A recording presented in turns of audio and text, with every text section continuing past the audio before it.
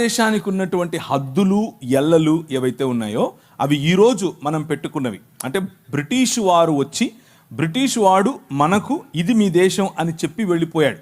కానీ అంతకుముందు ఇది ఇలా మన దేశం ఇలా ఉండేది కాదు.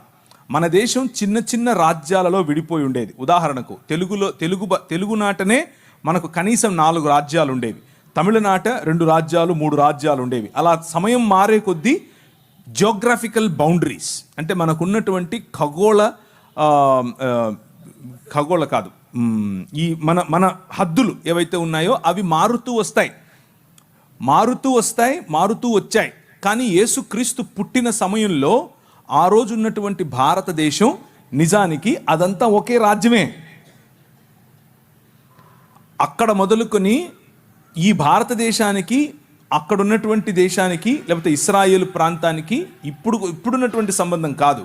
అప్పుడెప్పుడో దావీదు సమయం నుంచి కూడా నెమళ్ళు, కోతులు, అలాగే మిరియాలు ఇక్కడి నుంచి సుగంధ ద్రవ్యాలు ఇక్కడి నుంచి ఎగుమతి అయ్యేవి.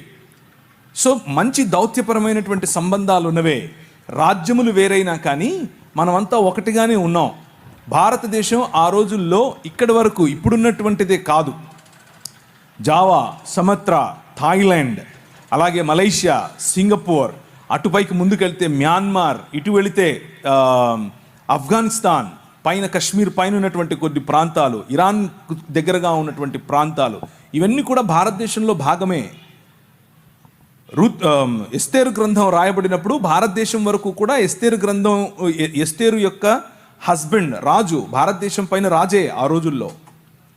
సో ఇదంతా కూడా మనం ఏర్పరచుకున్నటువంటి హద్దులు. ఇది భారతదేశం, ఇది వేరే దేశం, ఇది కజాకిస్తాన్, ఇది తుర్క్మెనిస్తాన్.